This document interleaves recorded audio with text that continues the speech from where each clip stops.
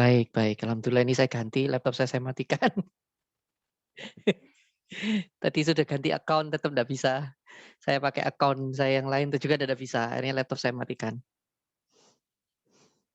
Baik, ya sudah tidak apa-apa kita lanjutkan ya. Ini akhirnya saya pakai handphone ini. Semoga tetap maksimal dalam kondisi apapun. Nah, baik. Kita lanjutkan ya. Baik, bismillahirrahmanirrahim. Jadi sampai di mana tadi? Jadi begini teman-teman yang dirahmati Allah bahwa pada dasarnya kita itu apa namanya? Kita itu punya kecenderungan untuk melupakan nikmat-nikmat yang ada pada diri kita gitu. Rata-rata seperti itu. Jadi hal-hal yang ada pada diri kita itu sampai lupa untuk kita syukuri. Makanya sampai apa sampai di dalam Al-Qur'an itu di surat Al-Mu'minun ayat 99 sampai 100. Itu yang berbunyi hatta idza a'udzubillahi minasyaitonir rajim bismillahirrahmanirrahim hatta idza ja'a ahadumul mautu qala rabbirji'un la'alli a'malu sholihan fima taraktu. Jadi dulu Imam Al-Ghazali salah seorang ulama besar itu didatangi muridnya dan muridnya itu ceritanya curhat. Wahai imam, wahai kiai, wahai syekh, saya ini terlalu banyak keinginan-keinginan yang belum keinginan-keinginan yang belum terkabulkan, doa-doa yang belum diijabah. Rasanya sumpek gitu saya gitu. Terus dia, tolong nasihati saya. Lalu Imam Ghazali bilang, besok kamu berangkat ke kuburan ya. Jadi itu muridnya tuh disuruh ke kuburan teman-teman. Itu ke kuburan bukan cari wangsit ya, bukan gitu kan ya. Itu ke kuburan untuk mencari hikmah, bukan bukan Kuchio no Jutsu ya kalau di Naruto itu membangkitkan orang mati, bukan itu ya. Membangkitkan zombie itu bukan ya. Ala-ala Kingdom atau apa itu, drakor tuh gitu-gitu apa, Jason Exorcist gitu, bukan itu ya. Jadi itu disuruh ke makam atau kuburan tuh mencari hikmah, diambil hikmah. Lah ketika ke makam itu lalu Imam Ghazali baca ini surat surat Al-Mu'minun ayat 99 sampai 100 itu. Hatta idza ja'a ahadumul mautu qala rabbirji'un. Hingga datang salah satu di antara mereka berkata, "Ya Allah, tolong kembalikan aku ke dunia." Jadi kalau jenengan tahu teman-teman yang dirahmati Allah di alam barzah itu orang-orang yang tidak beriman itu, orang-orang yang banyak dosanya itu di alam barzah itu dia itu minta sama Allah supaya balik. Dia minta kepada Allah supaya balik ke dunia. Buat apa balik ke dunia? La'alli a'malu sholihan fima taraktu. Supaya aku beramal soleh yang dulu aku tinggalkan. Jadi kalau misal gini, kalau kita minta ini, minta ini, minta ini, minta ini, minta ini, mintanya banyak dan itu belum terjadi kita. Ya Allah kok banyak sekali sih yang belum terjadi, yang saya inginkan yang belum terjadi. Tapi kita lupa untuk berterima kasih bahwa kita masih hidup, maka kita disebut yaitu tadi yang disebutkan sama siapa yang baca qiraat tadi surat Ibrahim ayat 7 tadi la in syakartum la azidakum aku la in kafartum idza adabi lasadid. Jadi kalau ada orang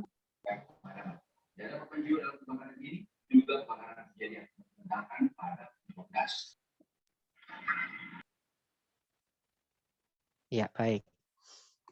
Jadi apa istilahnya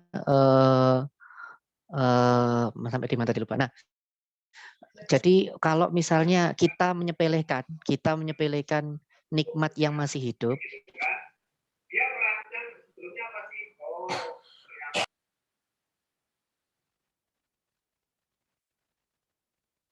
Ya, ada iklan lagi.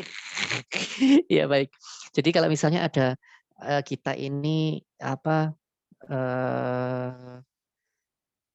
misalnya kita menyepelekan nikmat ya, kita bisa menyepelekan nikmat kita masih hidup, itu kan kita hidup itu sebenarnya sebuah nikmat, tapi kita menyepelekan itu. Padahal teman-teman, nikmat itu adalah nikmat yang diinginkan oleh orang-orang yang sudah meninggal. Jadi kita menyepelekan kalau kita masih hidup dan lupa bersyukur atas itu sebenarnya teman-teman, nikmat yang diinginkan oleh orang-orang yang sudah meninggal. Mereka tuh ingin hidup lagi. Buat apa? Yaitu la'alli a'malu sholihan fima taraktu, supaya supaya beribadah, supaya saya memperbaiki kesalahan-kesalahan saya, supaya saya menjadi orang-orang soleh. Jadi kita itu melupakan nikmat yang namanya nikmat hidup, padahal nikmat itu adalah nikmat terbesar yang diinginkan oleh orang yang sudah meninggal.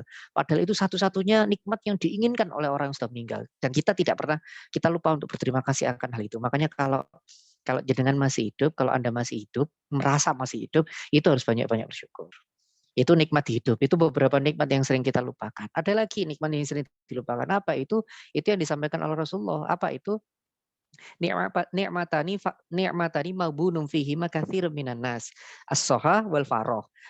Dua nikmat yang sering dilupakan oleh manusia. Apa itu? Salah. Yang sering dilupakan oleh banyak manusia. Kalimatnya itu katsirun minan nas. Banyak sekali manusia melupakan nikmat ini. Apa itu? As-soha, soha, kesehatan, wal faroh, dan waktu luang. Jadi dua nikmat ini yang manusia juga sering lupa. Kalau dia lagi sehat, dia itu lupa kalau sehat. Kita itu baru merasakan enaknya sehat tenggorokan itu ketika kita sudah minum es, tidak bisa minum es kayak gini ya. Iklan sebentar ya, iklan sebentar. Alhamdulillah gitu ya. Jadi kalau misal tenggorokan kita itu pas lagi sakit, pas lagi sehat nggak kerasa kalau kita punya kesehatan, punya nikmat itu. Tapi kalau sudah sakit baru terasa. Kalau misal di sini ada sakit tenggorokan, minum es jadi tidak enak, nah baru terasa iya ya. Apa nikmat sekian banyaknya ini kita sering lupa, kita sering tidak ngomong alhamdulillah, kita sering tidak berterima kasih kepada Allah. Baru sekarang kita itu dikasih tenggorokan yang sakit, baru ingat kalau ternyata itu ada nikmat yang terlupakan. Jadi apa istilahnya, ya itu teguran-teguran Allah lewat kesehatan. Kalau misalnya jenengan ya kemarin malam masih bisa, apa namanya, masih bisa makan dengan nikmat, berarti itu satu gigi jenengan lagi dalam keadaan sehat. Yang kedua, lidah jenengan lagi dalam keadaan sehat. Yang ketiga, bibir jenengan dalam keadaan sehat, tidak sariawan. Yang keempat, tenggorokan jenengan dalam keadaan sehat, tidak amandel. Yang kelima, lambung jenengan tidak dalam keadaan sehat, tidak dalam keadaan mah. Yang ketujuh, perut jenengan dalam keadaan sehat, tidak dalam keadaan diare. Loh, untuk membuat rasa nikmat ketika Anda makan itu Allah mencukupkan berbagai macam nikmat variabel yang lain. Jadi Anda tidak dibuat sakit gigi, tidak dibuat sakit sariawan, tidak dibuat lidahnya sakit kayak panas dalam itu, tidak dibuat tenggorokannya sakit, tidak dibuat perutnya sakit, lambungnya sakit, tidak dibuat usus besarnya sakit, semuanya sehat. Makanya jenengan makan itu bisa dengan nikmatnya. Itu baru fisik ya. Ustadz emang ada non fisiknya? Ada. Anda kira ketika Anda makan itu Allah tidak mencukupkan nikmat non fisiknya? Ada nikmat non fisiknya yang kita sering lupa untuk menghitung. Apa itu Ustadz? Contoh. Itu semua nikmat fisiknya sama Allah itu sudah ditata gitu kan ya. Pokoknya lengkap. Tapi pas mau makan, maaf kalau kalimat saya kurang sopan, dapat berita, Mas, UTS jenengan dapat E. Wah, itu langsung makanan tidak jadi nikmat itu. Langsung makanan rasanya gak enak. Padahal tidak sakit, ya tidak sariawan, tidak sakit perut, tidak kena lambung, tidak diare, tidak sakit tenggorokan, tidak tidak diabetes, kok diabetes tidak amandel gitu. Tapi gara-gara dengar nilai ujiannya dapat Mas, langsung itu makanan terasa tidak nikmat itu. Nah itu loh, ternyata ada nikmat yang lain yang Allah cukupkan kepada kita hanya untuk urusan makanan doang. Hanya untuk urusan makan dulu sama Allah tuh ditata betul, dicukupkan betul nikmat kita. Ya, atau pas lagi enak-enak makan terus dapat kabar maaf orang tuanya sakit. Oh itu makan makan tuh jadi tidak enak itu. Langsung jadi tidak enak atau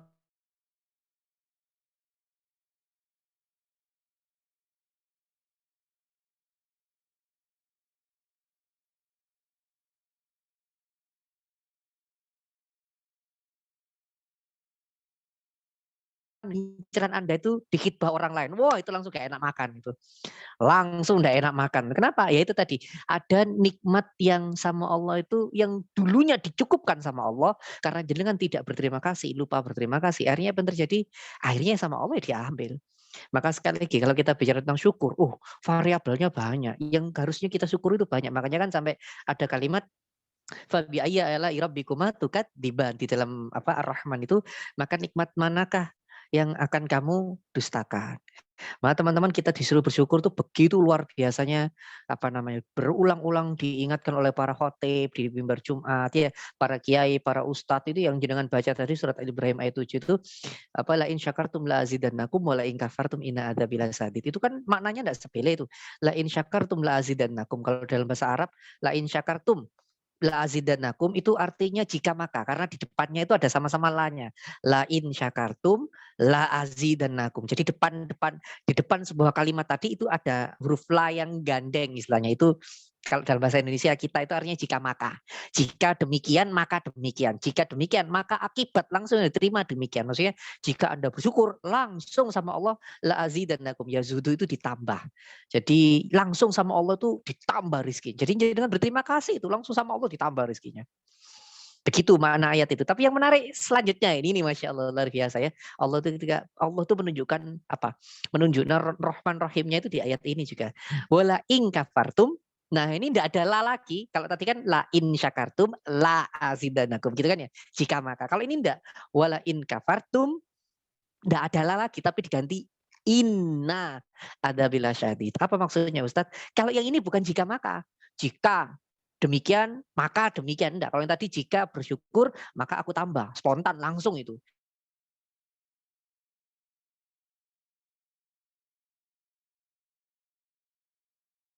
Ternyata Allah tuh langsung bilang inna. Inna itu artinya apa sih? Inna itu seakan-akan Allah ngasih warning, ngasih peringati woro-woro. Kalau kamu enggak berterima kasih apa azabku pedih loh. Nah itu loh Allah itu enggak langsung hukum.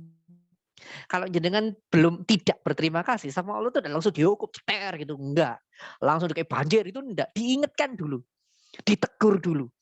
Nah itu loh menunjukkan Rahman Rahimnya Allah itu. Kalau kita bersyukur langsung saat itu ditambah. Kalau kita lupa bersyukur sama Allah tuh diingatkan dulu. Enggak begitu loh ya. Kamu kok lupa berterima kasih. Ya, jadi itu begitu banyak penjelasan-penjelasan bagaimana Al-Quran dan hadis menjelaskan bagaimana kita harus bersyukur kepada Allah.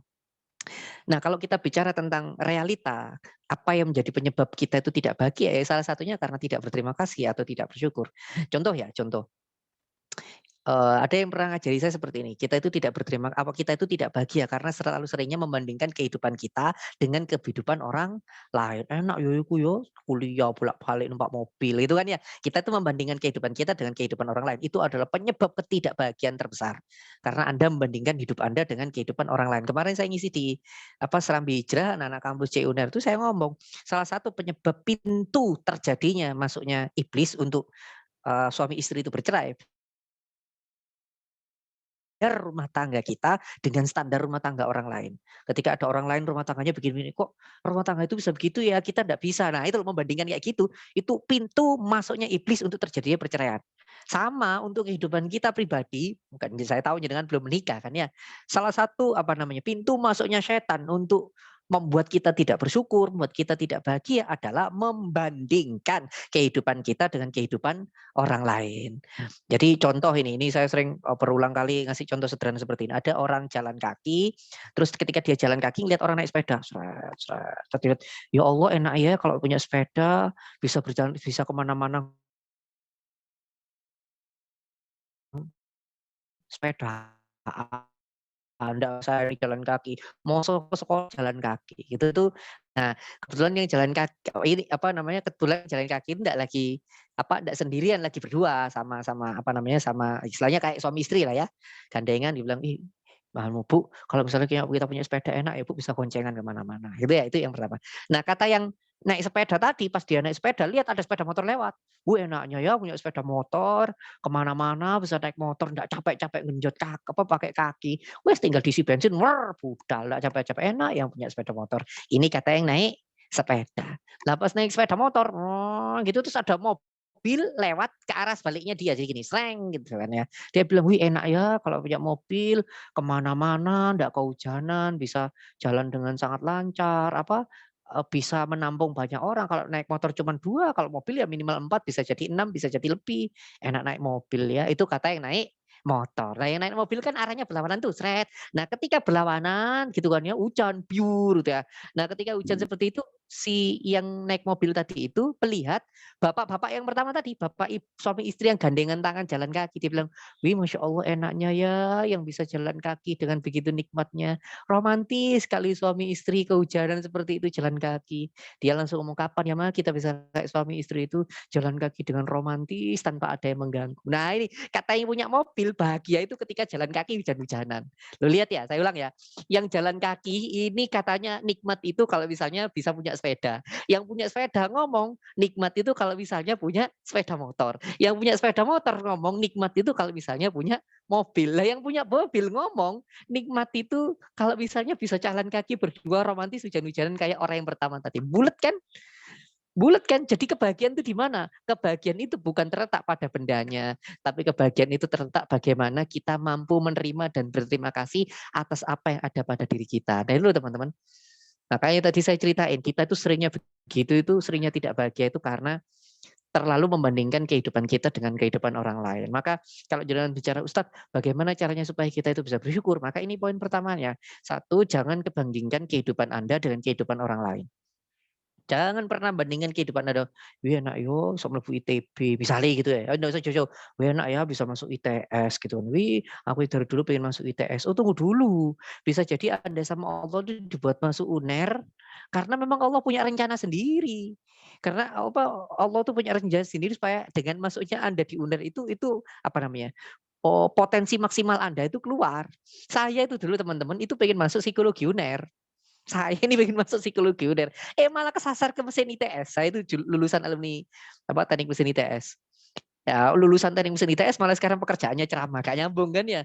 Gak nyambung, tapi akhirnya saya paham bahwa, eee, keinginan saya tidak selalu harus terjadi dan ketika saya melihat teman-teman psikologi UNER, enak ya anak-anak psikologi UNER bisa belajar ini, belajar ini. Saya dulu seperti itu, tapi akhirnya saya paham ketika saya di ITS, oh mungkin ketika misalnya ketika saya apa namanya, kuliah di ITS, mungkin saya masih punya kesempatan untuk ngobrol, apa namanya, kepala saya masih nyambung ngobrol sama teman-teman UNER.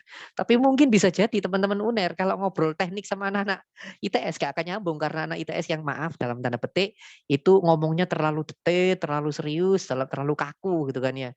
Sehingga kalau ngomong diajak mengembangkan wacana lebih besar itu agak susah. Nah saya bilang, oh ternyata itu alasannya. Saya diletakkan di lingkungan yang kaku dulu supaya ketemu sama yang teman-teman UNER yang lebih fleksibel jadi lebih gampang terimanya. Kalau misalnya sebaliknya saya diletakkan di UNER terus nggak siap ngobrol sama teman-teman ITS yang dalam tanda petik ya, dalam tanda petik itu apa cara logika berpikirnya itu kaku, logika berpikirnya itu seperti diagram.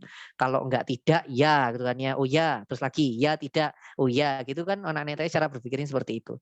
Jadi akhirnya saya pikir, oh ternyata saya masuk ITS ya itu yang paling terbaik buat saya. Kalau masuk UNER belum tentu baik buat saya. Begitu juga sebaliknya. Jadi kan enggak usah iri kalau enak ya bisa masuk ITB. Lu enggak. Sekarang Anda di tempat Anda yang sekarang itu yang sudah terbaik. Maka jangan Anda bandingkan diri Anda dengan orang lain. Dia bilang, "Oh enak ya jadi siapa? Jadi adiknya Siska Kul gitu kan ya. Mari kita coba." Gitu kan ya. Nek ono kemarin ada nasi goreng 200 juta ya kalau nggak salah ya. Enak ya jadi adiknya Siska Kul. Loh itu kan yang Anda lihat. Yang Anda lihat kan Siska Kul pada saat mari kita coba gitu kan ya. Panganan opo wae sing dicoba dan itu gak panganan sing murah, mahal-mahal. Yang Anda lihat kan itunya, tapi kan Anda tidak pernah melihat mungkin kan kita sama-sama tidak tahu ya bagaimana didikan orang tuanya untuk sekolah, ketat, disiplin dan sebagainya. Anda kan tidak pernah melihat itunya, yang Anda lihat kan tampilan yang apa namanya, tampilan yang apa, di depan gitu ya. Maaf maaf kalau kalimat saya kurang sopan ya, mohon maaf. Ini saya mau cerita. Kita selalu cerita, "Wih enak yo artis begini begini begini, jadi artis begini begini." Ternyata saya baca artikel, di salah satu artikel itu menyebutkan, maaf, salah satu artis, saya nyebut namanya ya, insya Allah ini bukan termasuk ghibah, ini jadi pelajaran buat kita. Salah satu artis yang namanya Vanessa Angel itu ketika dia hamil, itu dia ngomong kalau dia itu nggak punya uang, sampai pinjem, uangnya itu tinggal 35.000 dia cerita, sampai dia pinjem siapa saya lupa artis siapa itu pinjem uang.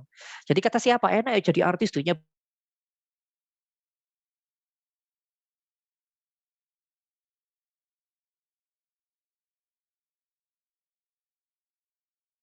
banyak." Oh itu buktinya itu loh.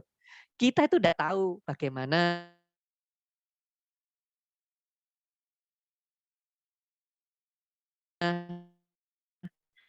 apa kehidupan orang lain, kita tidak pernah tahu bagi diri kita kehidupan kita membandingkan itu salah. Sudah tidak boleh jadi ya membandingkan saja itu sudah salah, dan cara membandingkan kitanya itu kadang salah. Contoh begini, kita itu sering membandingkan kekurangan kita dengan kelebihan orang lain.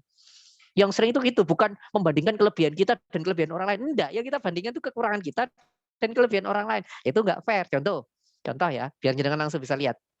Misalnya, "Wah enak ya dia pinter main basket, aku loh ndak bisa basket." Lah kelebihan jenengan bukan basket kok, kelebihan jenengan tuh matematika. Kelebihan jenengan tuh misalnya Al-Quran hadis misalnya. Lah kok bandingkan yang bukan kelebihan jenengan. Kalau mau apa namanya, kalau mau bandingkan tuh bandingkan yang sesama. Jadi misalnya, ya Allah, misalnya gini, oh ya Allah enaknya dia pinter main bisa saya ngerti Al-Quran dan hadis. Nah itu namanya membandingkan sesuatu yang setipe, maksudnya sama-sama kelebihan. Nah kita itu enggak, kalau bandingkan tuh kelebihan dia dibandingkan dengan kekurangan kita. Jadinya minder. Wah enak ya dia anaknya orang kaya.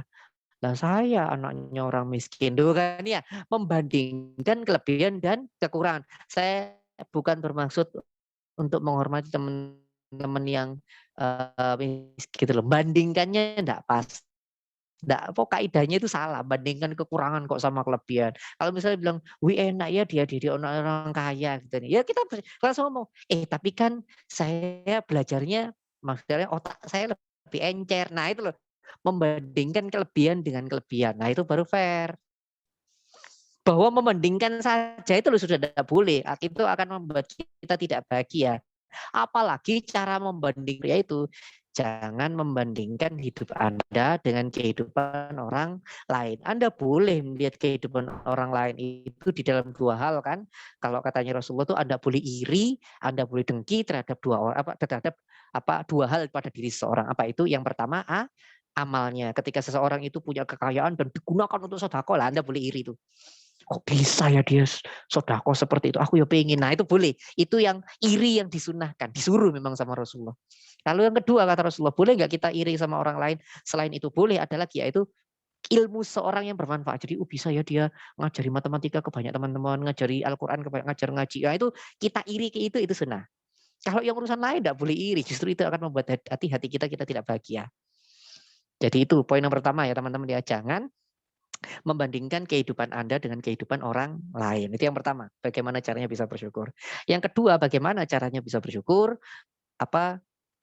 Fokus terhadap yang ada, terus abaikan yang tidak ada. Saya ulangi kalimat saya, fokus terhadap yang ada, abaikan yang tidak ada.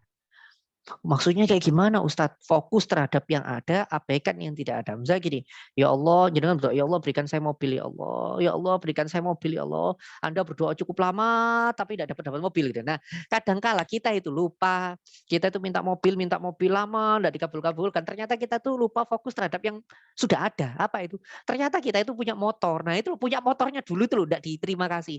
Iya, yo. Aku loh di motor, nggak semua orang punya motor. Tapi kok saya lupa berterima kasih kalau punya motor.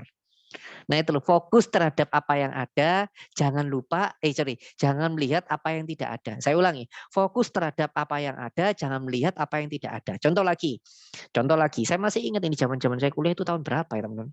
Kita tua ya, aku nyebut kok ya. Saya kuliah dulu 2001 teman-teman. Oh ya kan tua ya. 20 tahun yang lalu ya Allah, tua sekali saya ini ya. Ada yang jelas sudah anak siji kok tuwek piye. Nah, Ustaz kok awet mau maklum ini pakai cakranya Orochimaru ya, pakai jutsu Orochimaru awet muda jadi ndak kelihatan tuir gitu ya. Nah, kalau jenengan bertanya, "Ustaz, iya tadi cerita tadi ya ketika saya kuliah tahun 2001 ingat itu. Jadi ada kakak kelas saya dulu, zaman dulu belum ada handphone Android kayak gini teman-teman. Zaman dulu handphone paling keren, paling top itu Nokia 3310, Nokia 3315 yang gedenya segini tuh.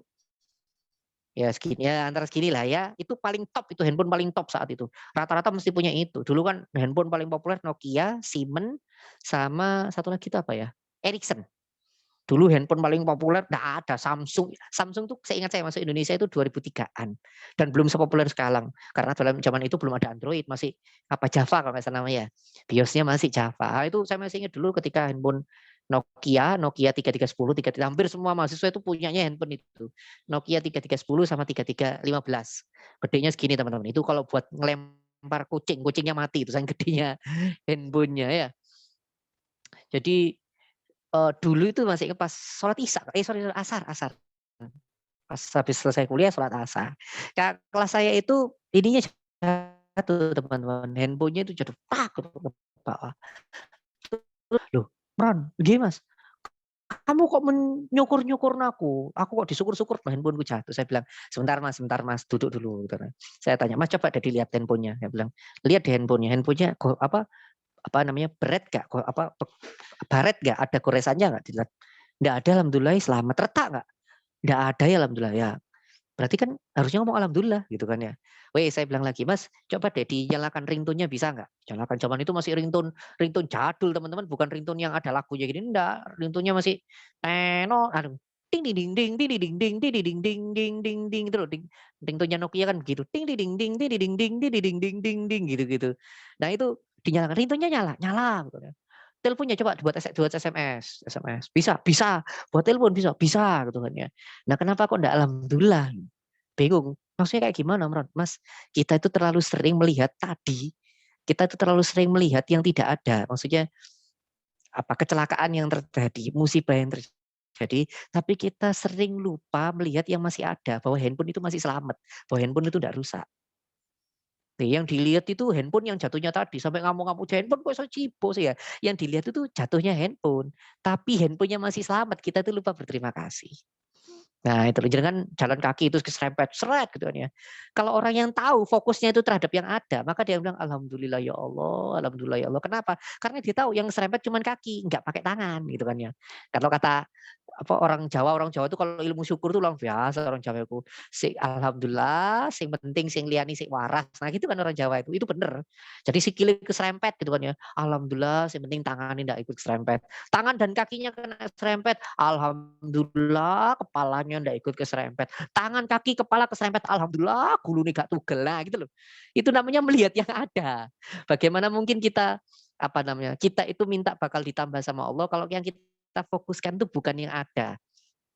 Saya kemarin beberapa hari yang lalu ketika ngobrol ke ceramah khutbah Jumat di Lamongan, saya bilang, Pak, jangan lupa kita itu memang kita semua punya utang, Pak, punya cicilan, utangnya gede gitu kan ya. Tapi jangan lupa terima kasih sama Allah dulu kalau kita masih hidup, masih sehat.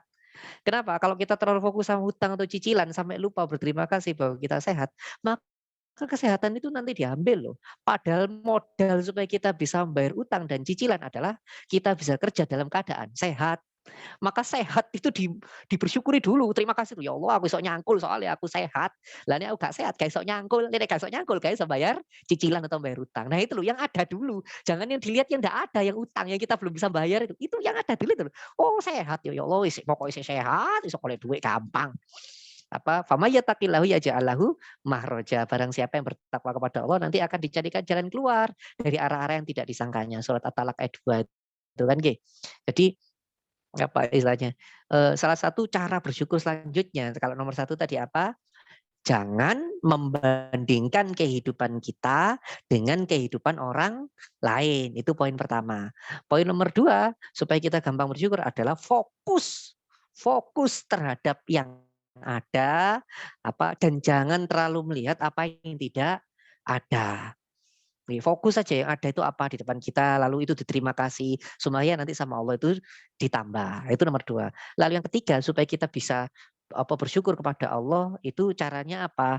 Berterima kasih terhadap sesuatu yang kecil dengan cara yang besar. Saya ulangi kalimat saya. Berterima kasih yang kecil dengan cara yang besar. Maksudnya kayak gimana Ustadz? Begini. Kalau misalnya jenengan habis makan gitu kan ya. Habis makan ketika selesai makan itu atau minum es lah ya.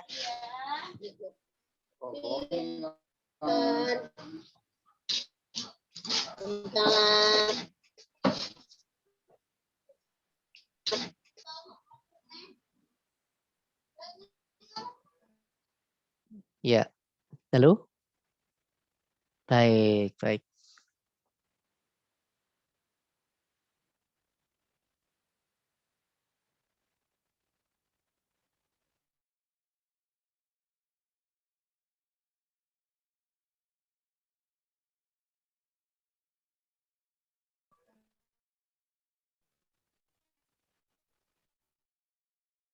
Sudah. Baik. Jadi misalnya cara terima kasih yang besar. Contohnya begini. Kalau jenengan minum es setelah selesai berbuka itu rasanya gimana? Enak banget. Saya bilang ya Allah, berterima kasihlah seperti seakan-akan Anda buka puasa. Seakan-akan Anda buka puasa dari tadi lapar banget, haus banget ya Allah, warak ya Allah, alhamdulillah ya Allah. Nah, itu loh. Itu berterima kasih atas sesuatu yang kecil dengan cara yang luar biasa. Contoh kayak gini lah ya, contoh kayak begini, saya ada misalnya jenengan bertamu saya terus saya buat saya ngasih 10.000 itu gampang, alah 10.000 ae kok kayak ngono. Tapi karena saya berterima kasih dengan cara yang besar, apa kata saya? "Ya wis Mas, Mas, dikai meneh 100.000." Kenapa? Pak, saya seneng wong cara Anda terima kasih kayak gitu Wong cuman 10.000 loh, berterima kasihnya kayak gitu. Orang, "Yuk Ustaz terima kasih loh ini 10.000." Wah siki Mas tak tambahin 100.000. Oh, terus apalagi dikasih juta. Nah, semakin Anda seneng, semakin Anda menunjukkan kegembiraan, semakin Anda menunjukkan cara berterima kasih yang besar, semakin seneng yang ngasih itu semakin seneng. Apa maksudnya? Kalau Anda syukurnya itu makin lama makin makin besar, itu Allah tambah seneng. Wah iki lho, padahal cuma tak kayak nilai C ya misalnya ya. Tak kayak nilai C wis senengi minta ampun. Wah meneh tak kayak B, saya dapat meneh wis tak kayak IPK kamu 4,2. Nah, itu kan ya. IPK 4,2 enggak tahu itu gimana caranya ya IPK 4,2.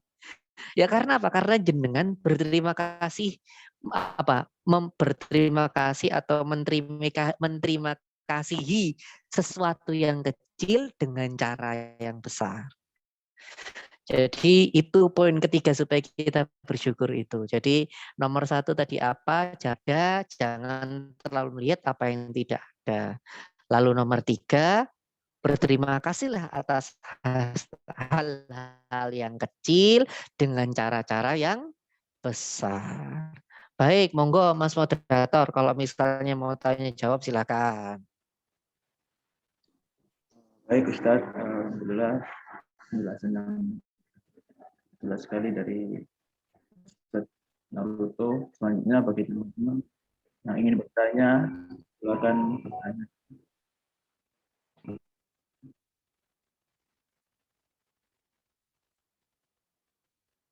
Teman-teman bisa unmute, kalau enggak unmute ya, chat di kolom chat. Bisa kolom chat.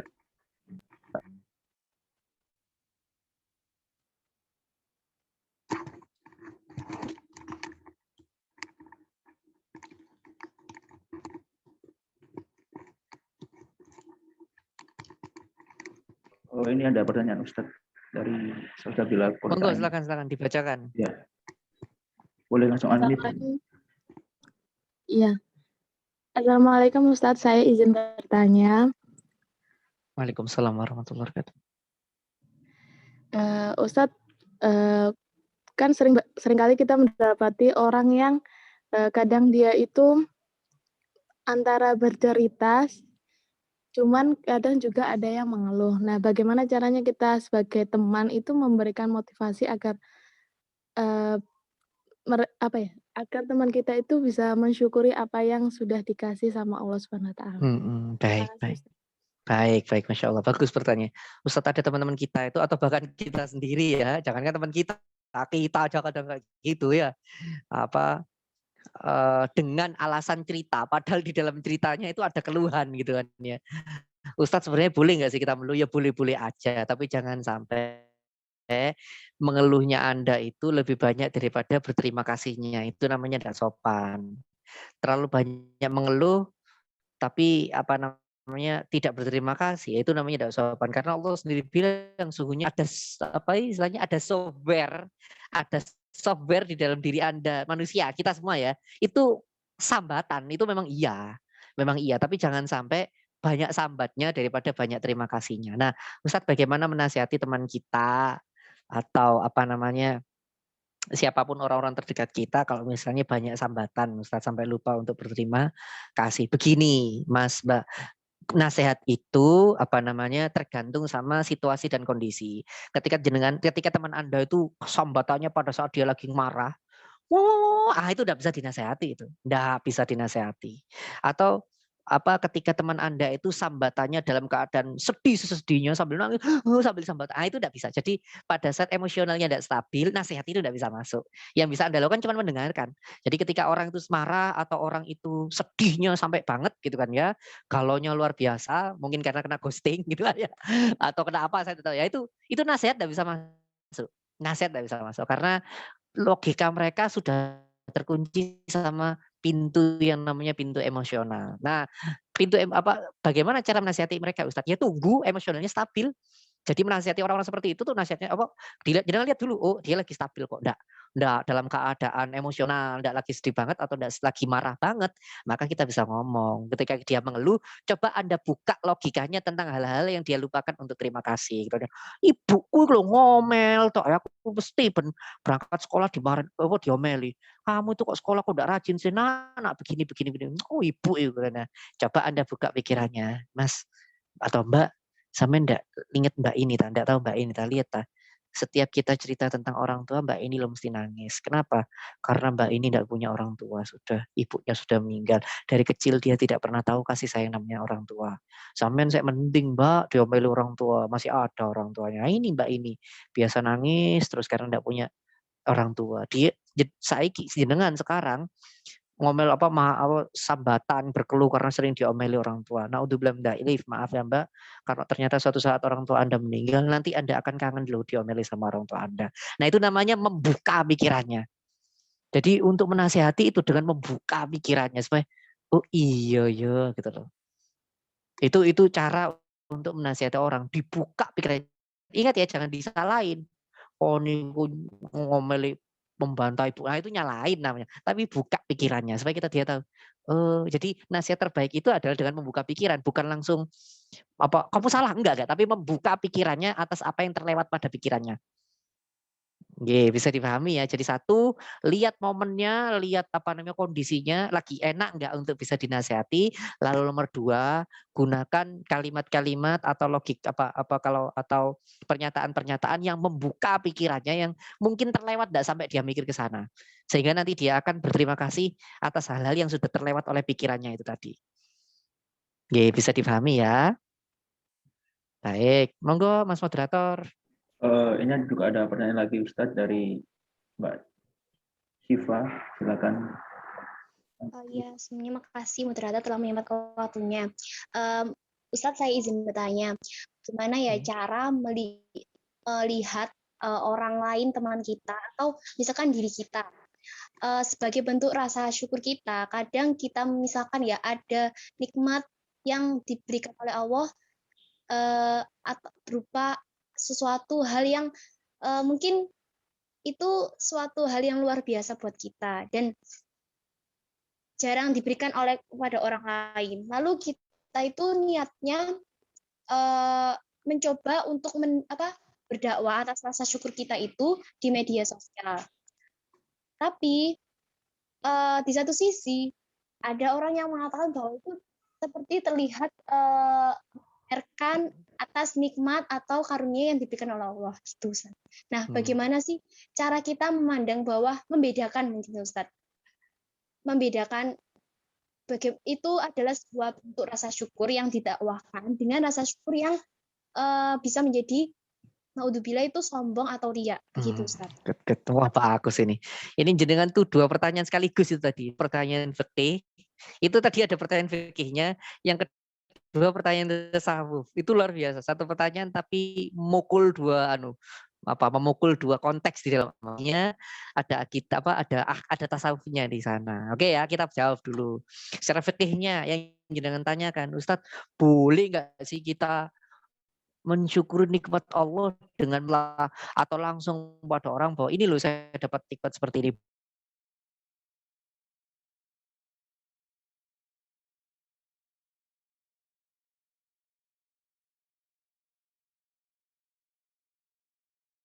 Dapat nikmat ini boleh nggak sih dalam fikih?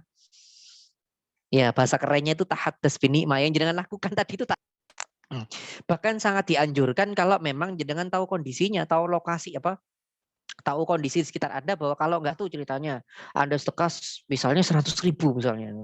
Kota ya Allah, hamba mohon kepadamu ya Allah, hamba enggak bisa minta orang tua hamba untuk dikasih sepeda motor. Orang tua hamba lagi kerepotan untuk urusan sekolah adik saya ya Allah. Ya Allah saya minta dengan 100.000 ini ya Allah, tolong kasih saya sepeda motor.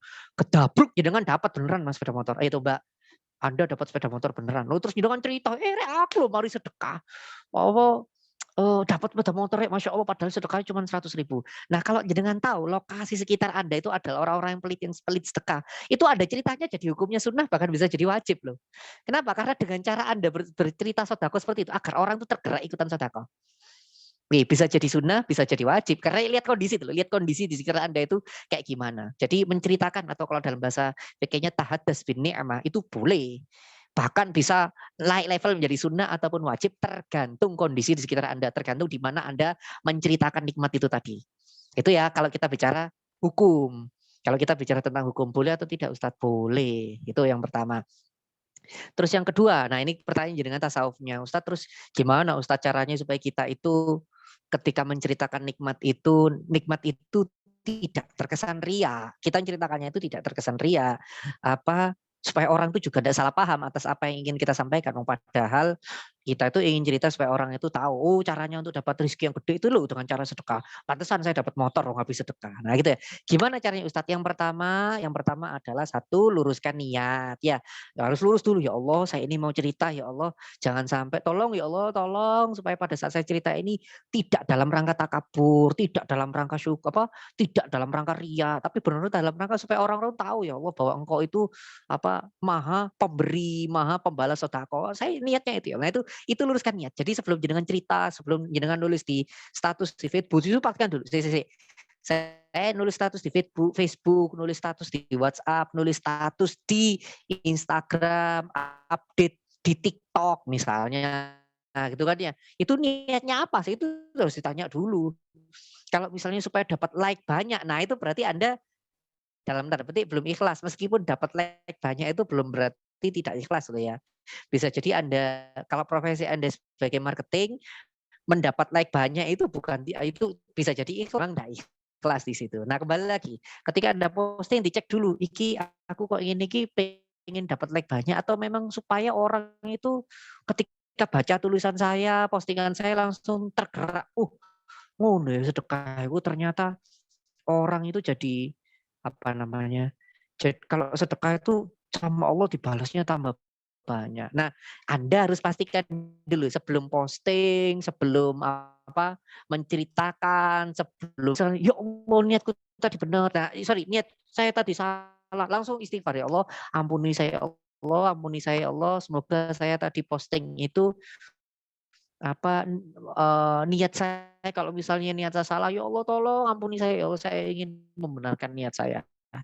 Itu yang kedua. Nomor 3, ketika Anda posting atau menceritakan nikmat tadi, jangan pernah postingan Anda itu merendahkan orang lain. Ini lucu-lucuan tapi sebenarnya ada kesan itu gitu loh. Contoh begini. Aku baru saja harganya 3.600.000 dan aku pun beli 10 harganya gitu kan. Nah itu kan dalam tanda petik sebenarnya itu pengen ngenyek ke orang lain. Mari kita coba gitu kan ya. Itu kan pengen ngenyek orang lain bahwa kamu itu tidak akan mungkin bisa beli durian yang kayak begini gitu loh. Nah itu jadi kalau mau tahaddas bin nikmah itu atau menunjukkan rasa syukur kita sebagai bentuk dakwah gitu kan ya. Itu jangan sampai yang pas Anda menunjukkan itu dalam tanda petik itu malah menunjukkan kalau orang tidak akan mampu seperti Anda. Nah, itu menghinakan orang lain namanya. Jadi itu bukan tahaddas bin nikmah lagi, itu bukan syukur dalam bentuk dakwah, bukan. Itu namanya menghinakan orang lain. Tidak boleh. Jadi kalau misalnya tadi kayak ceritanya dengan aku mau sedekah 100.000 terus akhirnya dapat motor ya langsung kita jangan kalau saya bisa pasti sampean bisa lah gitu ya. Kalau misalnya sampean enggak punya 100.000 ya sedekah 10.000 dulu. Nanti dari 10.000 sama Allah diganti dikasih duit 100.000. Nah, 100.000 yang sedekahin supaya dapat sepeda motor. Nah, itu loh. Jadi ketika Anda menceritakan itu cerita Anda, cara Anda bercerita itu tidak merendahkan orang lain. Itu yang ketiga ya. Lalu yang terakhir, yang keempat apa itu Ustadz? Yang keempat adalah ketika Anda bercerita, ketika Anda tahaddas bin nikmah, pastikan yang ditonjolkan adalah kebesaran Allah, bukan Anda. Saya ulang lagi, ketika Anda bercerita itu pastikan yang Anda ceritakan itu kebesaran Allah, bukan dari Anda. Kalau misalnya saya contoh begini, ya Allah, saya cerita alhamdulillah teman-teman saya dikasih kesempatan Allah jalan-jalan ke Indonesia ceramah di mana-mana. Lah bayangkan dong saya ini bukan lulusan institusi agama kok malah ceramah di mana-mana, lulusan ITS kok malah ceramah agama di mana-mana. Ini kalau bukan rahmatnya Allah ya gak mungkin. Ini mah gara-gara Allah ini. Allah yang lagi menutupi aib saya, menutupi dosa saya, makanya saya bisa keliling mana-mana. Ini masalah ini saya lucu atau tidak? Kalau orang enggak nganggap lucu ya enggak akan payu ceramah saya ini. Yang bikin orang orang mau dengerin ceramah saya karena Allah itu membuat telinganya orang itu senang denger ceramah saya. Nah itu loh, yang ditonjolkan itu Allahnya, bukan diri kitanya. Nah, bisa difahami nggih, jadi 4 hal. 1, luruskan niat. Yang kedua, ketika tahadas binikmat tadi, menceritakan nikmat tadi, apa, kalau misalnya niatnya salah, langsung luruskan niat, langsung istighfar. Lalu yang ketiga, apa tadi? Eee, ketika menceritakan tahadas wina, jangan sampai merendahkan orang lain. Lalu yang keempat, tinggikan Allah, besarkan Allah ketika Anda menceritakan tentang nikmat yang Anda peroleh. Ya, bisa difahami ya? Fikihnya dapat, tasawufnya dapat. Saya monggo Mas moderator silakan. Terima kasih banyak Ustadz, penjelasannya sangat. Nggih. Ini ada pertanyaan lagi Ustadz dari Silakan. Mbak Melania. Assalamualaikum Ustadz.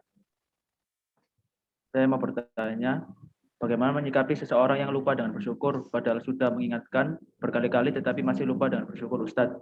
Tapi waktu dinasihati malah marah-marah Ustadz dan yang keluar kalimatnya tidak pantas. Tetapi memang wataknya keras kepala Ustadz. Seperti itu pertanyaannya. Baik. Jadi saya lupa tadi dengan kelupaan. Jadi kalau mengingatkan orang satu harus lihat situasi dan kondisinya. Jangan-jangan kita sikonnya enggak pas gitu kan ya. Dia habis musibah, rumahnya habis kebakaran, terus kita ngomong, "Kon gak tau sedekah, makanya omamu kobongan." Nah itu namanya situasinya enggak pas gitu kan ya. Wong dia lagi kebakaran, Anda ngomong, "Lah gak tahu sedekah, makanya omamu kobongan." Nah itu sikonnya enggak pas gitu kan ya.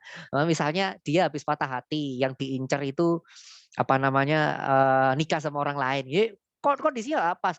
Awakmu gak tahu sholat, ya pantes gak oleh jodoh. Nah itu kondisinya nggak pas. Meskipun kalimatnya bener, tapi momennya nggak pas gitu ya. Jadi selalu lihat momen. Terus yang kedua, caranya juga harus pas.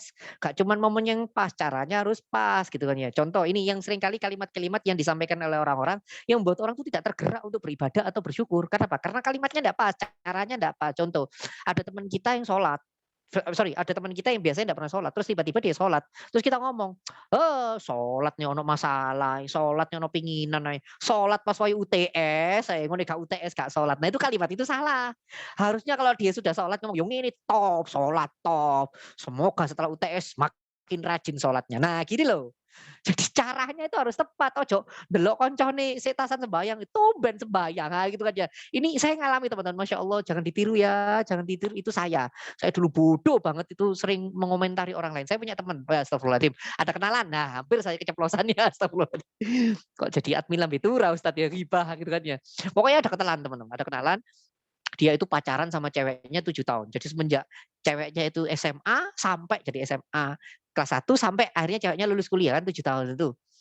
Nah, teman saya ini orang yang saya kenal ini, astagfirullah keceplosan lagi. Orang yang saya kenal ini enggak pernah sholat sampai kita berulang kali menasihati dia tetap aja enggak sholat gitu. Kita ngomongin baik-baik dengan santun tetap aja enggak sholat. Saya cuma bilang sama Allah, "Ya Allah, tolong suatu saat bukakan pintunya." Nah setelah berapa tahun itu saya ketemu sholat di masjid ITS saat itu. Tambah ketahuan ya, oh ya bener iki konco ustad iki sholatnya di masjid ITS gitu kan ya. Mau disebut ya masjid ITS. Halo, cek. Suara apakah ini? Sudah. Ya baik. Ya baik, lanjut. Nah, setelah selesai sholat, dia selesai kaget dia sholat. Sholat ini. Setelah selesai sholat saya bilang, "Weh, tumben anakmu sholat." Nah ini kalimat salah ini. Temennya sholat malah ditumbeni. Tumben anakmu sholat. Kajeng kiamat lah gitu ya. Temennya sholat malah digitukan. Akhirnya dia cerita kalau misalnya dia sholat itu gara-gara pas dia ngelamar calonnya itu tadi ditolak. Jawabannya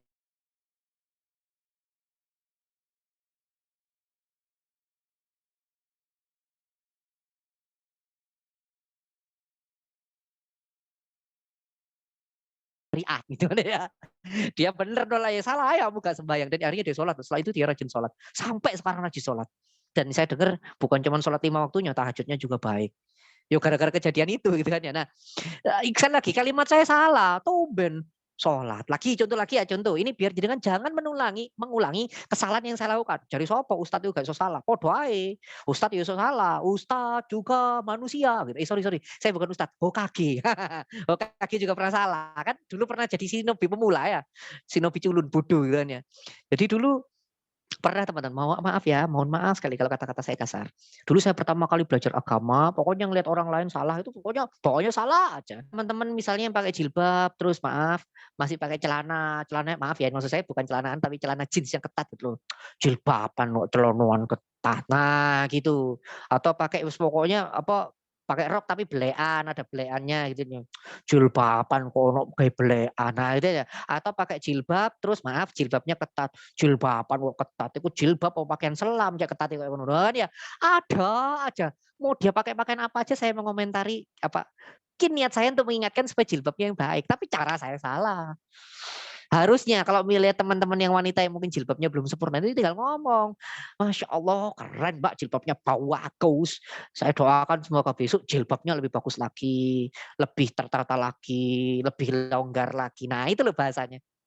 Jadi cara menasihati orang itu Mbak, bukan cuman lihat kondisi, situasi emosionalnya, tapi cara kita menyampaikan harus benar, bukan cara-cara yang menyalahkan, tapi cara-cara yang memotivasi. Saya ulangi kalimat saya, bukan cara-cara menyalahkan, bukan cara-cara menghukumi, bukan cara-cara menghakimi, tapi cara-cara memotivasi, mendorong, mensuportif.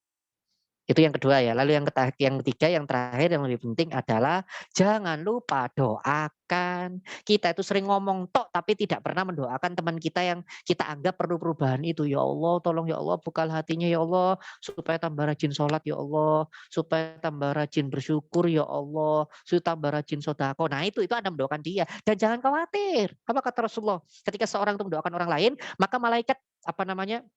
Apa mendoakan yang sama, waalaikum dan kamu juga gitu loh. Kalau jenengan berdoa, ya Allah berikan dia nilai A ya Allah, itu katanya malaikat, kamu juga itu loh. Dan kamu juganya itu 2 kali, dalam hadis itu 2 kali. Ketika kita mendoakan 1 kali, malaikat mendoakannya 2 kali. Jadi jenengan ngomong, ya Allah kasih dia nilai A ya Allah, malaikat ngomong waalaikum, waalaikum. Jadi Anda dapat nilai A-nya itu 2 kali, kan enak ya gitu kan ya. Ya Allah berikan dia jodoh ya Allah. Nah itu Anda dapat jodohnya 2 kali. Enggak, jangan ini ya, jangan macam-macam gitu. Nanti dikira ustadznya pendukung poli-poli gitu. Enggak ya, enggak. Nggak boleh. Poli yang boleh itu cuma 2, polipodik sama poliklinik. Nah, gitu kan ya. Yang poli yang lainnya nggak boleh. Itu bahaya ya. Ini istri saya di belakang soalnya. Bisa diusir saya kalau bahas poli-poli yang lain. Begitu nggih, bisa difahami nggih. Jadi kalau misalnya teman Anda tetap marah-marah, perhatikan 3 hal ini. Bisa jadi lupa di 3 hal ini. Gitu nggih. Baik, alhamdulillah. Monggo Mas moderator. Baik, terima kasih Ustadz. Ini ada lagi Ustadz pertanyaan. Ya, silakan Kang. Assalamualaikum Ustadz, izin bertanya. Ustadz, terkadang ketika kita melihat status di WA atau IG teman kita yang selalu bahagia, terkadang secara tidak langsung dan tidak sadar kita membandingkannya dengan kehidupan kita, sehingga membuat kita mengeluh pada Tuhan. Lalu bagaimana cara kita menghadapinya agar tetap bersyukur, Ustadz? Terima kasih. Baiklah, tadi kan sudah bilang. Saya bilang apa? Fokus yang ada, jangan melihat yang tidak ada. Ketika temanmu punya mobil itu, Anda kan tidak punya, ya sudah. Jangan lihat mobilnya dia, lihat kamu punya sepeda motor saja. Aku di sepeda motor kok. Gini, sambil contoh begini. Gini, logika paling sederhana. Seiki Mbak siapa iki? Mas ini tadi Mbak siapa? Ada namanya Mas? Dari Mbak Safa, Ustadz. Baik Mbak Safa, boleh dijawab saya ya, di chat saja, dijawab lewat chat ya. Mbak Safa tolong dijawab saya nggih. Mbak Safa ukuran sepatunya berapa? Saya cuma tanya loh, enggak belikan, enggak, tanya doang. Ukuran sepatunya Mbak Safa berapa?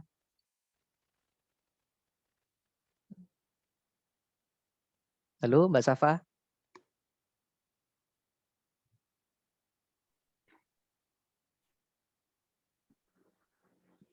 Mbak Safa, dengarkah pertanyaan saya? Ukuran sepatunya berapa?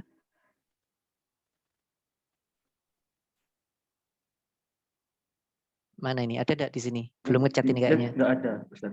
Oh. Baik, Yowis. Mas, ukuran sepatu jenengan berapa, Mas? 44, Ustaz. 44. Misalnya, Mas. Misalnya sepatu saya ukuran 38. Tapi terbuat dari emas, Mas. Dari emas, bener emas. Sepatu saya ukuran 38 terbuat dari emas. Pertanyaan saya, jenengan mau pakai enggak? Mau pakai sepatu saya? Tidak, Ustaz. Kenapa kok enggak mau? Dari emas loh padahal. Tidak cukup di kaki saya. Good. Gak cukup, gak cocok. Meskipun tadi terbuat dari emas. Nek tak taruh kakiku yang malah sakit. Bukannya malah bagus, kakiku malah sakit. Oh gak cocok kok. Sama ketika orang lain tuh diberi nikmat, diberikan apa gitu ya. Hadiah dari Allah. Itu emas buat dia, tapi kalau dipakai di kaki kita, Nggak cocok, malah kita yang sakit. Jadi makanya jangan bandingkan, Ustaz dia lu dapat nikmat ini. Misalnya nikmat itu diberikan ke jenengan, belum tentu malah bagus. Bisa jadi malah Anda yang kesakitan. Maaf kalau kalimat saya kurang sopan. Biar Anda, saya pakai contoh yang paling simpel aja, logika paling sederhana aja. Misalnya, Ustaz, bojoku gak ayu-ayu, gak cantik-cantik banget. Lo misalnya suami istrimu itu cantiknya kayak Bunga Citra Lestari atau kayak kayak Oladia Sita Bella, Anda enggak bisa tidur dengan nyenyak. Cemburu tok ae sini. Titik bojo itu awas kon, ayo sentuh kon itu. Awas metu, telon awas kon gitu kan ya. Lu makanya Allah tahu wis aja dikasih kayu wong modelane kayak ngono. Nah itu loh. Bahwa kita orang itu dikasih nikmat sama Allah itu sesuai dengan porsinya, sesuai dengan ukuran sepatunya. Dan kita tidak bisa melihat ukuran sepatu orang lain untuk dipakai di sepatu kita, di kaki kita maksud saya. Nih, jadi kalau melihat Ustadz, kita melihat statusnya orang lain berbahagia, kita tuh langsung tiba-tiba iri. Tunggu dulu, kebahagiaan dia itu dipakai untuk Anda, diberikan ke Anda, belum tentu Anda bahagia. Maaf kalau kalimat saya kurang sopan. Misalnya jenengan melihat misalnya apa namanya Ustadz Muzamil yang bacaan Qurannya bagus, hafalannya luar biasa, bilang, ya Allah kalau misalnya saya menikah dengan Ustadz Muzamil itu luar biasa ya. Tapi permisi ya, maaf kalau kalimat saya belum tentu cocok gitu loh. Bisa jadi Ustadz Muzamil menikah dengan istrinya itu yang terbaik. Kalau misalnya misalnya Ustadz Muzamil menikah dengan Anda, belum tentu cocok. Kenapa? Anda yang malah stres. Bedin di kokon hafalan Quran, nah, kan gitu kan ya. Ben wayang goreng, kokon hafalan Quran, nyapu, kokon hafalan Quran, malah stres Anda, stres gitu kan ya. Akhirnya bukan mari kita coba, ya tidak perlu kita coba gitu kan ya. Apa maksudnya Ustadz? Yaitu tadi, ketika Anda melihat indah di pandangan Anda terhadap nikmatnya orang lain, sungguh belum tentu indah ketika kenikmatan itu diberikan pada diri Anda. Oke, itu dulu yang dipahami. Oh, orang itu dikasih nikmat itu nek tak gawe, yo gak cocok. Iso tadi bisa jadi aku yang tambah sakit. Itu yang pertama. Yang kedua ini penting. Yang Anda lihat indah yang pandangan Anda indah terhadap nikmatnya orang lain itu tidak tampak oleh Anda penderitaan dia ketika mendapat nikmat itu. Dia bisa dapat nikmat itu setelah perjuangannya mati-matian. Yang Anda lihat kan cuma nikmatnya. Anda tidak melihat bagaimana dia caranya mendapat nikmat itu setelah berjuang mati-matian. Anda cuma lihat dua equalizer sepeda motor, tapi Anda tidak pernah lihat bagaimana sih dia bertahun-tahun ngirit, gak makan, nabung sampai akhirnya dia dapat sepeda motor. Itu yang fair. Jangan lihat bagaimana dia dapat nikmatnya, tapi dia menuju dapat nikmat itu loh prosesnya kayak gimana. Nah itu harusnya Anda lihat. Nah itu supaya Anda gampang bersyukur ya.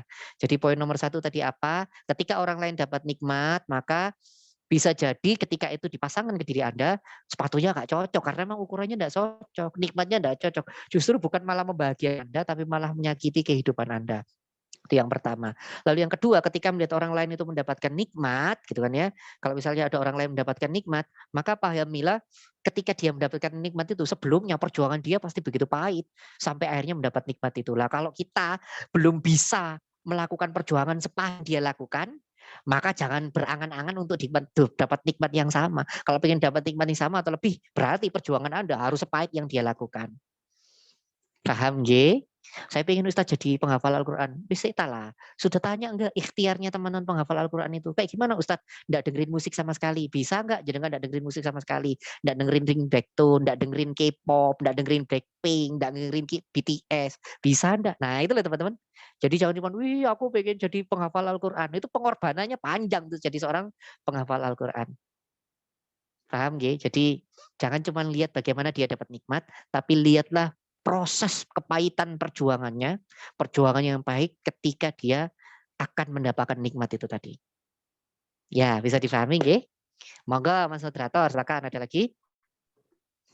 Ini ada lagi Ustaz dari Ananda. Assalamualaikum Ustaz. Waalaikumsalam. Apa benar kalau nikmat itu bukan hanya berupa kebahagiaan yang diberikan oleh Allah kepada kita, kita pun bisa jadi adalah nikmat dari Allah. Lantas tetap mensyukuri segala nikmat dari Allah, baik itu berupa sesuatu yang membahagiakan maupun kesulitan. Ini kalimatnya tasawuf level tinggi.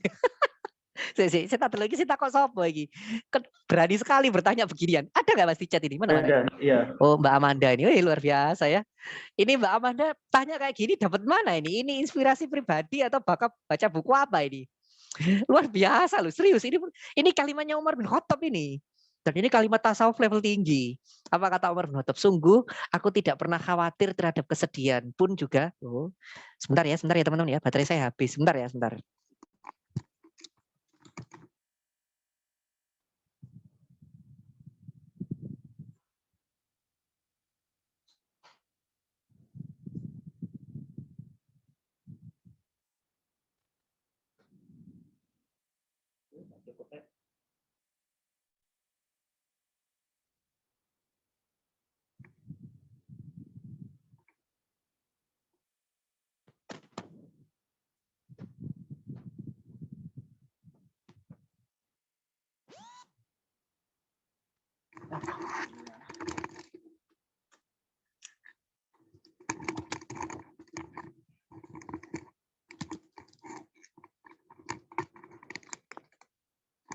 Baik, sampai di mana? Nah, ini kata Umar bin Khattab.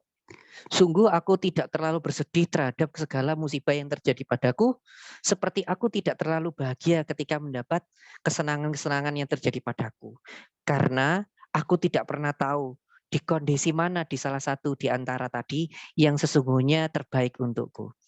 Saya ulangi kalimat saya, aku tidak pernah bersedih, ini Umar bin Khattab yang ngomong, aku tidak pernah terlalu bersedih atas segala musibah yang terjadi kepadaku, seperti aku tidak pernah terlalu bahagia atas segala kesenangan yang terjadi padaku. Karena rahmatnya Allah bukan terletak kepada kesedihan ataupun kebahagiaan, dan saya tidak pernah tahu di mana letak rahmat Allah yang terbaik di antara dua kondisi tersebut. Karena hatiku tidak tergantung pada kesedihan ataupun kebahagiaan, tapi hatiku hanya bergantung kepada Allah. Nah, itu kalimatnya Umar bin Khattab. Dan itu dipakai oleh orang tasawuf, Mbak. Jadi jenengan tanya itu pertanyaan level tinggi. Saya tidak tahu jenengan pernah ikut pengajian Al-Hikam atau pengajian Ihya Ulumuddin. Jenengan pertanyaan itu level itu. Makanya saya kaget level. Makanya jenengan tuh mahasiswa. Saya tidak tahu ini jenengan tuh lulusan pondok pesantren atau gimana, saya tidak tahu. Tapi pertanyaan level tinggi itu. Jadi kalau jenengan tanya Ustadz, bagaimana sih Ustadz kita itu bisa bersyukur atas semua kondisi, Ustadz. Mau dalam keadaan senang, mau dalam keadaan susah, kita tuh tetap bersyukur. Begini, Anda itu bisa bersyukur kepada Allah atau bisa husnuzon sama Allah, syaratnya itu cuma satu. Caranya cuma satu. Apa itu, Ustaz? Kenal Allah. Caranya satu, kenal Allah. Atau kita nyebutnya ma'rifatullah. Kalau kita kenal Allah, mesti gampang syukurnya, mesti gampang gampang husnuzon atau baik sangkanya. Contoh, supaya jenengan tuh logikanya bisa main. Ada seorang dua orang anak. Dua orang wanita, gitu ini anak wanita, sama-sama cantiknya adik kakak, cuman bedanya yang kakaknya ini terlalu sering melihat dari sudut pandang yang negatif, kalau yang adiknya terlalu sering melihat dari sudut pandang yang positif. Suatu saat ayahnya ini pergi keluar kota, mau pekerjaan luar kota lah ya. Terus si dua anak, ayah aku belikan hadiah. Oke apa? Anak yang pertama, ya belikan aku perhiasan. Ya nanti beliin. Terus yang anak yang kedua, ya aku lagi pengen punya hewan ternak, tolong belikan aku kuda. Oke gitu ya. Pulang akhirnya ternyata uangnya itu tidak cukup, ayahnya cuma bisa buat belikan perhiasan itu tadi. Maka sama ayahnya dibelikanlah perhiasan. Lalu karena ayahnya tidak punya tidak punya uang untuk beli kuda, ayahnya cuma bawa kotoran kuda dibungkus kotak. Nah ini luar biasa reaksinya. Ketika anak pertama dapat emas, apa kata anak pertama dapat perhiasan? Ya minta beli emas, kok emas kayak begini, emas opo iki mesti KW ya. Ini mesti barang gak ori, ini mesti ayah dapatnya dari 12 flash sale ini mesti Shopee COD, CP COD gitu kan ya. Tokopedia. Gitu kan ya. Mesti ayah dapat dari situ, ini mesti itu.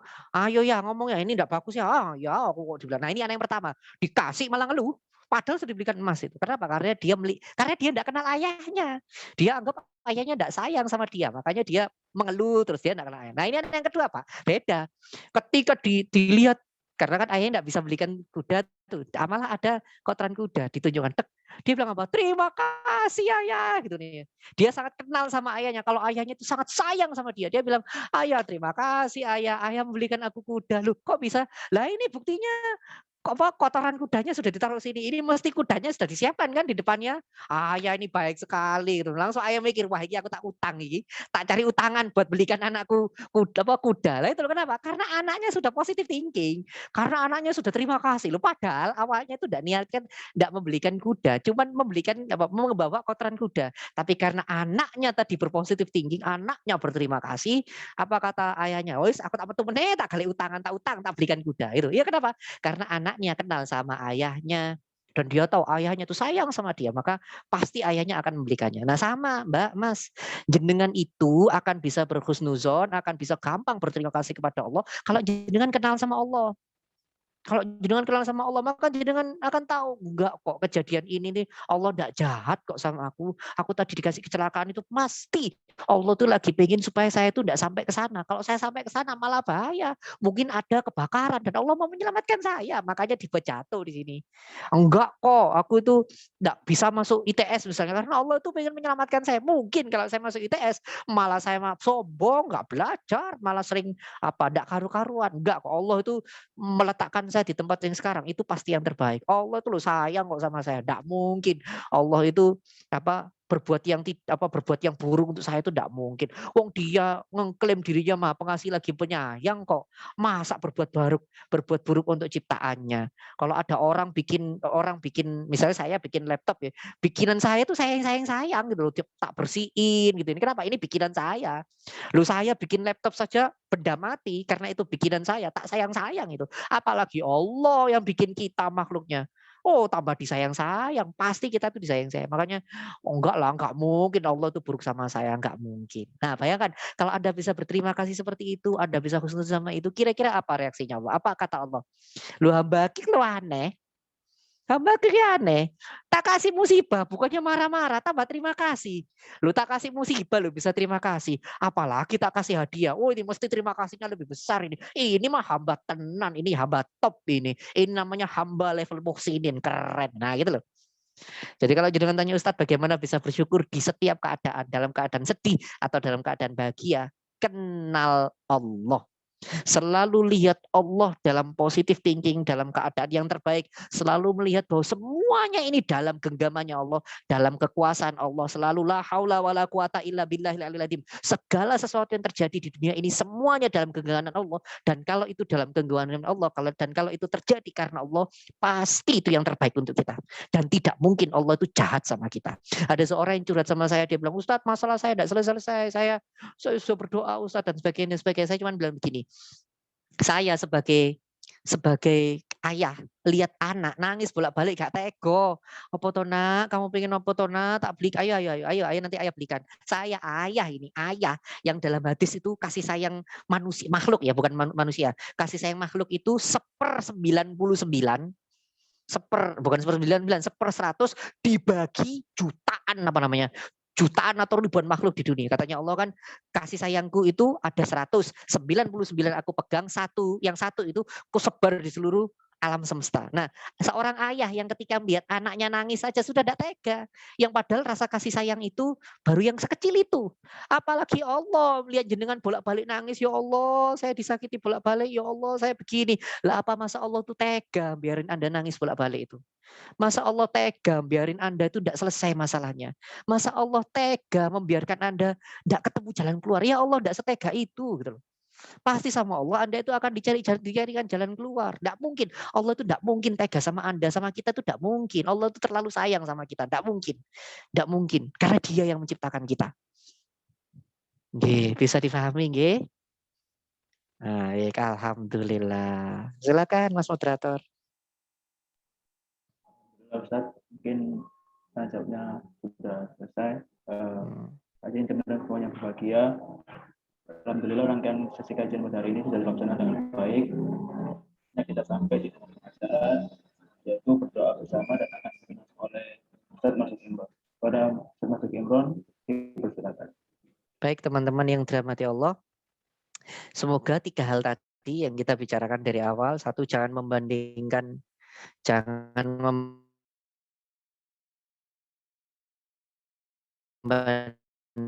apa? Sebentar. Satu jangan, yang kedua tadi apa? Jangan lihat yang tidak ada. Yang ketiga tadi apa? Cara mensyukuri nikmat.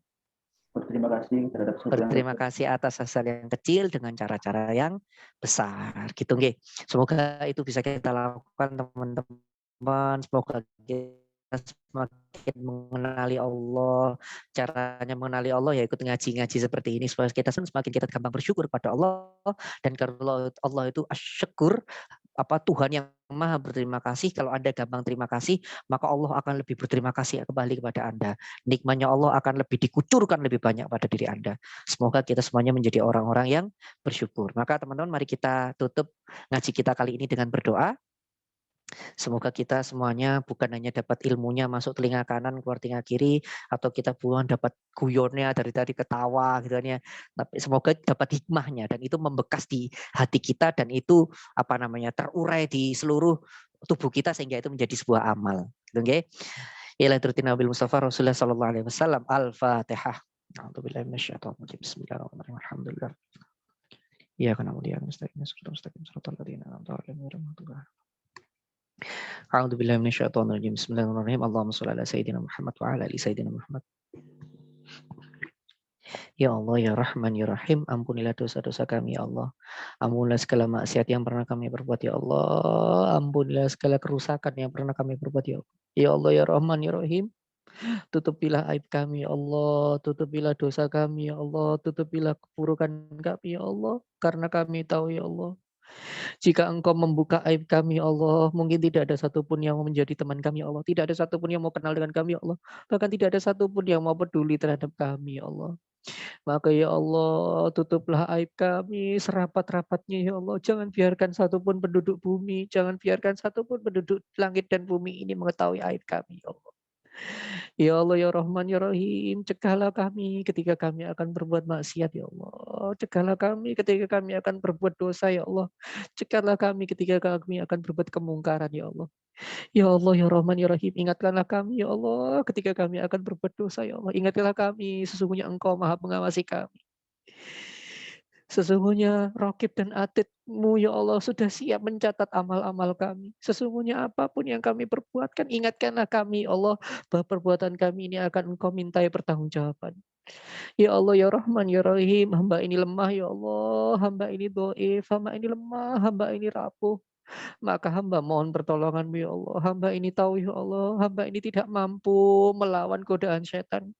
Hamba ini tidak mampu melawan bisikan-bisikan setan. Maka ya Allah berilah kami kekuatan ya Allah. Tolonglah kami ya Allah. Tolonglah kami untuk melawan godaan-godaan setan itu ya Allah. Yang kami tidak mampu melawannya dengan hanya kekuatan kami ya Allah. Kami tidak akan mampu kalau kami melawannya dengan kekuatan kami, ya Allah. Maka kami mohon pertolongan-Mu, ya Allah. Kami mohon pertolongan, ya Allah. Berilah kekuatan kepada kami untuk melawan godaan-godaan setan tadi, ya Allah. Ya Allah, ya Rahman, ya Rahim. Jadikanlah kami yang mudah berterima kasih, ya Allah. Jadikanlah kami hamba yang mudah berterima kasih, ya Allah.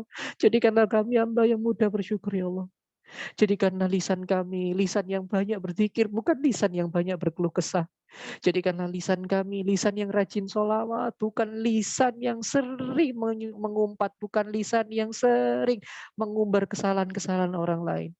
Ya Allah, ya Rahman, ya Rahim, jadikanlah pandangan kami hanya terfokus pada diri kami sendiri untuk memperbaiki kesalahan diri sendiri, bukan terfokus kepada kesalahan orang lain, bukan sering melihat kesalahan orang lain. Ya Allah, ya Rahman, ya Rahim, ampun kami, ya Allah, ampun. Kunna minal khasirin, la ilaha illa anta subhanaka inni kuntu minadh dhalimin. Rabbana atina fid dunya hasanah wa fil akhirati hasanah wa qina adzabannar. Wa sallallahu ala sayyidina Muhammad wa ala alihi wa sahbihi wasallam ajma'in. Subhanaka rabbika rabbil izzati amma yasifun wa salamun alal mursalin walhamdulillahi rabbil alamin. Baik. Alhamdulillah rabbil alamin. Teman-teman yang dirahmati Allah, semoga Allah mengabulkan doa-doa kita, semoga Allah mengijabah doa-doa kita, dan saya menyampaikan permohonan maaf kalau apa yang saya sampaikan ada yang salah, ada yang menyakiti hati teman-teman. Saya mohon maaf, itu kekurangan saya, itu amal saya yang kurang baik, itu mungkin cara saya yang masih kurang lembut sehingga menyakiti hati jenengan semua. Kalau ada yang salah, itu kesalahan saya. Kalau ada yang benar, itu sungguh Allah ingin menunjukkan kebenaran kita kepada kita semuanya. Semoga kita diberi kesempatan oleh Allah untuk bisa bertemu di silaturahim lain-lain. Bahkan suatu saat Allah akan mempertemukan kita di surganya. Al-haqqu rabbikum, al-ahfu minkum. Assalamualaikum warahmatullahi wabarakatuh. Saya mohon izin undur diri. Baik, Ustaz, terima kasih banyak Ustaz. Terima kasih banyak Ustaz.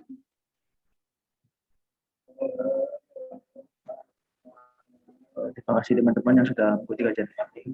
Semoga dapat menambah wawasan dan ilmu. Saya selaku moderator, mohon izin apabila ada salah kata. Jadi teman-teman sekalian, saya mohon maaf yang sebesar-besarnya. Saya pamit undur diri. Sampai ketemu di kesempatan lain hari. Assalamualaikum warahmatullahi wabarakatuh.